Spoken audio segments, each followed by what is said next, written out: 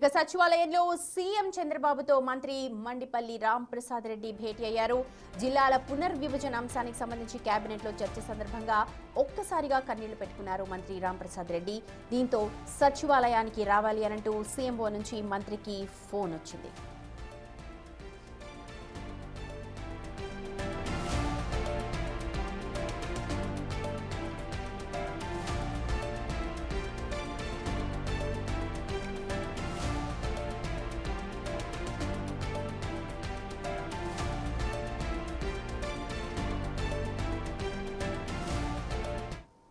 ప్రస్తుతం మంత్రి అనగాని సత్యప్రసాద్ మాట్లాడుతున్నారు. ప్రత్యక్షంగా చూద్దాం. చాలా చూసామని మధ్యలో దొనకొండ అటు వెళ్తుంది, ఇటు మొత్తం దర్శి నియోజకవర్గం కూడా అద్దంకి సబ్ డివిజన్లో ఉండి ప్రకాశం జిల్లాలో ఉండే విధంగా ఏర్పాటైంది. మార్కాపురం, కనిగిరి, ఎర్రగొండపాలెం, అలా గిద్దలూరు కలిపి నూతన జిల్లా ఏదైతే ఎప్పటి నుంచో అందరూ కాంక్షిస్తా ఉన్నారు ప్రాంత ప్రజలు, వాళ్ళందరి కళలు సాకారం అయ్యే విధంగా ఒక అభివృద్ధి చేయబడే విధంగా ఈ యొక్క కార్యక్రమం చేయడం జరిగింది. మార్కాపురం జిల్లా పూర్తి నియోజకవర్గాలు మార్కాపురం, గిద్దలూరు, కనిగిరి, ఎర్రగొండపాలెం. అలాగే ఏదైతే కురిచేడు, దొనకొండ రెండు కూడా మీకు అద్దంకి సబ్ డివిజన్, ప్రకాశం అంటే డిఫరెంట్ రిప్రజెంటేషన్ మాకు వచ్చినాయి. అన్నీ కూడా మేము డిస్కస్ చేసి ఏది పరిపాలన సౌలభ్యం ఉంది, రాబోయే రోజుల్లో అన్ని జిల్లాల దగ్గరికి ఒక నియోజకవర్గం వల్ల వెళ్ళటం అనేది కష్టం అవుతూ ఉంటుంది. ఒక public representative let be MLA or any officer ఇద్దరు జిల్లా కలెక్టర్ దగ్గరికి పోవాలి అంటే ఇబ్బంది అవుతుంది. కాబట్టి ఎంత తక్కువ చేయగలిగామో అంత తక్కువగా మేము జిల్లాల్లోని మండలాలు అంటే ఒక నియోజకవర్గాన్ని 2 జిల్లాలు పెట్టలేదన్నమాట. అట్లా అది అయిపోయింది. తర్వాత ఏదైతే రైల్వే కోడూరు ఉంది, ఎప్పటి నుంచి వాళ్ళు కాంక్షిస్తూ ఉన్నారు తిరుపతిలో రావాలని, వాళ్ళ జీవితాంతం వాళ్ళు కలగంటా ఉన్నారు. అది తిరుపతి జిల్లాలోకి తీసుకురావడం జరిగింది. రాజంపేట ఎప్పటి నుంచో ఉద్యమాల ప్రాంతం, వాళ్ళు ఎప్పుడు కూడా మేము హెడ్ క్వార్టర్ కావాలి లేకపోతే మా కడపలో ఉంచండి అని చెప్పేసి వాళ్ళు ఎప్పటి నుంచో కోరుతున్నారు. వాళ్ళు రాయచోటి అనేది వాళ్ళు ఎప్పుడు కూడా హెడ్ క్వార్టర్గా వాళ్ళు ఒప్పుకోవట్లేదు. కాబట్టి రాజంపేటను కడపలో తీసుకెళ్లాలని చెప్పేసి ఒక ఆలోచనతో ఈరోజు ఈ క్యాబినెట్ ఆమోదం చేసింది. అలాగే ముఖ్యంగా మదనపల్లి జిల్లాలో ఏర్పాటు చేయాలని చెప్పేసి అందరూ కూడా డిస్కస్ చేశారు. ఏదైతే రాయచోటు ఉందో అది నిజంగా అంటే అది కొంచెం బాధాకరం విషయం. ఎందుకంటే గతంలో చేసినటువంటి పాలకులు ప్రాపర్గా చేయకుండా, ఎందుకంటే సరౌండెడ్ బై కాన్స్టిట్యున్సీస్ని ప్రాపర్గా వాళ్ళు ఇన్వాల్వ్ చేసి రాయచోటి హెడ్ క్వార్టర్కి పెట్టుంటే ఈ ప్రాబ్లం వచ్చేది కాదు. రాజంపేట వాళ్ళు ఎప్పుడు కూడా కడపకు వెళ్తూ ఉంటారు. ఈ మన పొంగునూరుని తీసుకెళ్ళి చిత్తూరులో పెట్టి దాన్ని ఇక్కడ కలపకుండా అంటే ఒక అసలు పరిపాలనా సౌలభ్యం లేనటువంటి విధానంగా కేవలం రాయచోటిగా పెట్టేటువంటి పరిస్థితి. కాకపోతే ఇప్పుడు మన రాయచోటిని సింగిల్గా ఒక నియోజకవర్గాన్ని ఒక డిస్ట్రిక్ట్గా ఇవ్వలేము. కాబట్టి అన్నమయ్య జిల్లా అలాగే అన్నమయ్య జిల్లాగా ఉండి హెడ్ క్వార్టర్ని మదనపల్లికి మార్చడం జరుగుతూ ఉంది. రాయచోటి కూడా మదనపల్లి జిల్లాలో ఒక భూభాగంగా ఉంటుందని చెప్పేసి కూడా మీకు తెలియజేస్తూ ఉన్నాను. ఈ మరి ముఖ్యమైనటువంటి మార్పులు ముఖ్యంగా బనగానపల్లి ఒక సబ్ డివిజన్ ఏర్పాటు అవుతూ ఉంది. అలాగే అడ్డ రోడ్డు అనకాపల్లి జిల్లాలో ఒక సబ్ డివిజన్ ఏర్పాటు అవుతూ ఉంది. అలాగే రాజంపేట ఏదైతే సిద్ధవటమును మరియు ఒంటిమిట్ట ఉందో వాళ్ళు ఎప్పటి నుంచో కూడా మేము కడపతోనే ఉంటా ఉన్నాను. సో వాళ్ళని కూడా అక్కడే ఉండే విధంగా, అలాగే మడకశిర ఎప్పటి నుంచో కాంక్షిస్తూ ఉన్నారు ప్రజలు, అక్కడ అందరూ కూడా సపరేట్ రెవెన్యూ డివిజన్ కావాలని, ఎందుకంటే అది కొంచెం పక్కకు తోసినట్టు ఉంటుంది కాబట్టి అది కూడా చేసినటువంటి పరిస్థితి.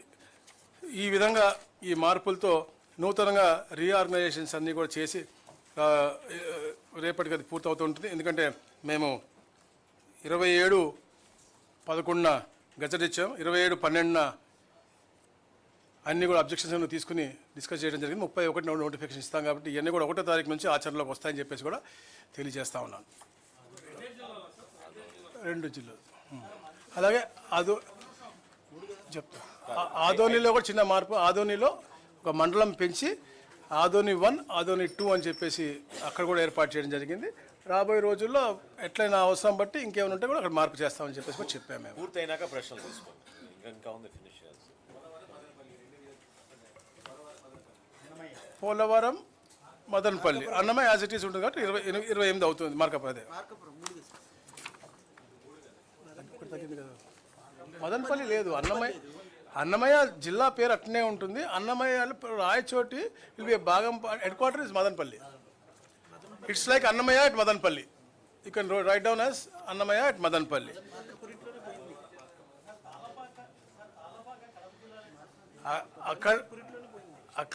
ఇప్పుడు మీరు అలా అంటున్నారు.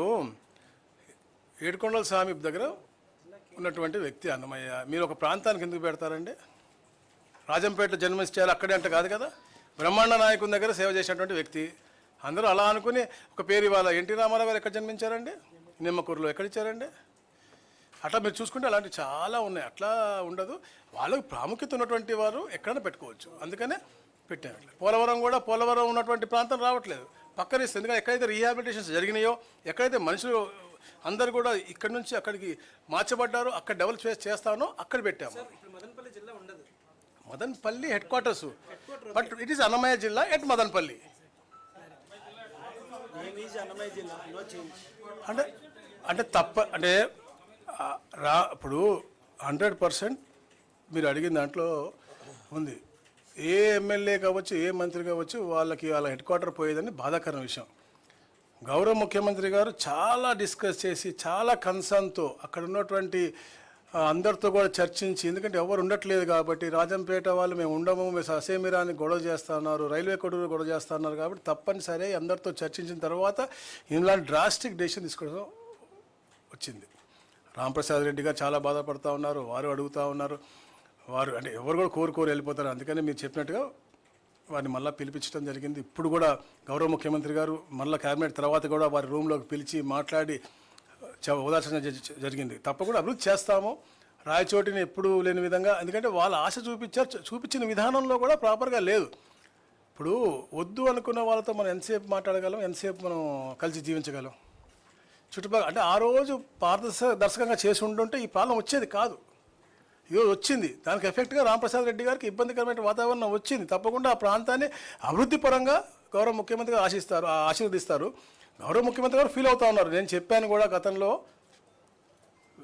రాయచోటిని అని, వారు కూడా ఫీల్ అవుతూ ఉన్నారు, దాంట్లో డౌట్ లేదు. కానీ ఎవరు కోరుకోవట్లేదు ఉంటానికి రాయచోటితో. రాయచోటి అనేది డిఫరెంట్లీ లొకేటెడ్ ప్లేస్ ఉంది. మేము కడపలో ఉంటామని చెప్పి రాజంపేట వాళ్ళు, రైల్వే కోర్టులో మేము తిరుపతిలో ఉంటామని చెప్పేసి విపరీతంగా అడుగుతూ ఉన్నారు. సో దాన్ని చేయడానికి చేశాను తప్ప వేరేదేం లేదు. రాంప్రసాద్ రెడ్డి తప్పకుండా దీన్ని అధిగమిస్తాడు. రాబోయే రోజుల్లో ఆ ప్రాంతాన్ని ఎలా అభివృద్ధి చేయాలో గౌరవ ముఖ్యమంత్రి గారు తప్పకుండా చేసి పెడతారు. వాళ్ళకి మెడికల్ కాలేజ్ కావాలా, లేకపోతే ఇంకేమన్నా కావాలా అనేది చూసి తప్పకుండా చేసి పెడతారు.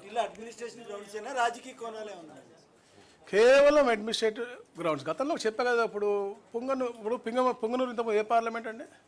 దాన్ని తీసుకెళ్ళి చిత్తూరులో ఎందుకు పెట్టారండి? ఆ రోజే పొంగనూరు పెట్టుంటే ఇవన్నీ కలిపి అప్పుడు హెడ్ క్వార్టర్ పెట్టి అభివృద్ధి చేస్తుంటే బాగుండేది.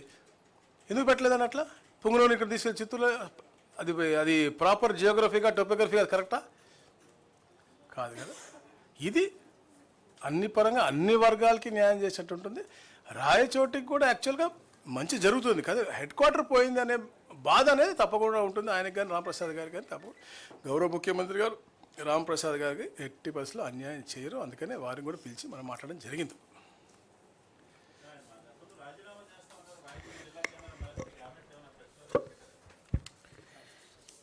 అతను మెచ్యూర్డ్ ఈ మనిషి, అతను కూడా ఆ ప్రాంత అభివృద్ధి కావాలి, దాని దిశగానే పోతారు. కానీ ఎక్కడ కూడా రాజీనామాలు అలాంటి హేస్టీ డెసిషన్స్ ఎవరు తీసుకోరు.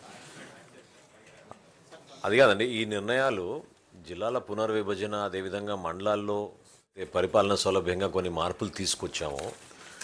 మా ఉపసంఘం దాదాపు 5-6 సార్లు మేము కూర్చోడమే కాకుండా అనేక మంది ప్రజల దగ్గర నుంచి, ప్రజాప్రతినిధుల దగ్గర నుంచి వినతులు స్వీకరించి లోతుగా అధ్యయనం చేసి, పరిపాలన సౌలభ్యమే కాకుండా ప్రజలు ఏ విధంగా కోరుకుంటున్నారు, వాళ్ళకు కూడా ఏ విధంగా దగ్గర అవుతుంది పరిపాలన అనే ఉద్దేశంతో దీని గురించి ఒక అవగాహన తెచ్చుకున్న తర్వాతే మేము గౌరవ ముఖ్యమంత్రి గారికి ఆ నివేదిక అందించాం.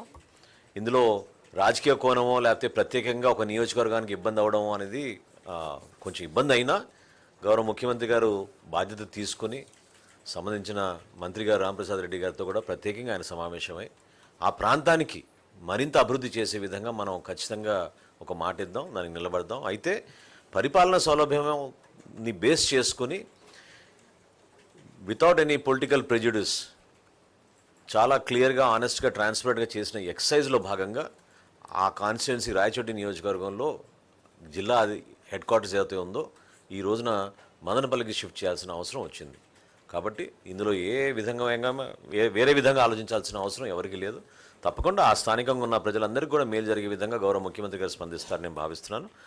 సంక్షేమం, అభివృద్ధి, అదేవిధంగా భవిష్యత్తు ఈ మూడింటిని దృష్టిలో పెట్టుకుని గౌరవ ముఖ్యమంత్రి గారు 2025లో మా కూటమి ప్రభుత్వం Telugu Desam party, Janasena party, Bharatiya Janata party ఏ విధంగా కేంద్రం నుంచి గౌరవ ప్రధానమంత్రి నరేంద్ర మోడీ గారి సహకారంతో మన రాష్ట్రంలో గౌరవ ముఖ్యమంత్రి గారు చంద్రబాబు నాయుడు గారు, అదేవిధంగా గౌరవ ఉప ముఖ్యమంత్రి గారు పవన్ కళ్యాణ్ గారు కలిసి ప్రభుత్వంలో చేస్తున్న అనేక కార్యక్రమాలు దిగ్విజయంగా ఏ విధంగా మనం 2025 సంవత్సరంలో పూర్తి చేసుకున్నామో వాటి గురించి క్యాబినెట్లో చివరిలో ముఖ్యమంత్రి గారు సహచార మంత్రులందరికీ కూడా తెలియజేయడం జరిగింది.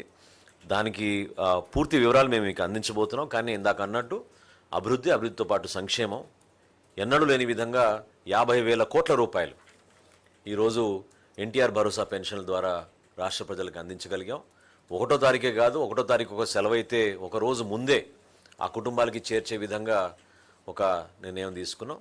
అదేవిధంగా గ్రామ సచివాలయాలు, వార్డు సచివాలయాలు అయితే గతంలో ఆ ప్రభుత్వం కొంతవరకు సరైన ఒక సిస్టమ్ ఏర్పాటు చేయకుండా చేశారో ఆ మార్పు కూడా తీసుకొచ్చి ఈరోజు క్యాబినెట్లో స్వర్ణ గ్రామం, స్వర్ణ వార్డు అనేది ఈరోజు మా క్యాబినెట్ దీనికి పూర్తిగా మద్దతు పలికింది. రాష్ట్రంలో ఉన్న రహదారులకి ఈరోజు వరకు 1,200 కోట్లు, అదేవిధంగా కొత్తగా 2,500 కోట్ల రూపాయల వరకు మంజూరు చేసి రహదారుల మరమ్మతుల కోసం రాష్ట్ర వ్యాప్తంగా ఒక మంచి పరిపాలన తీసుకొచ్చే విధంగా ముందుకెళ్ళాం. సూపర్ 6 2025లో ఖచ్చితంగా సక్సెస్ చేయగలిగాం.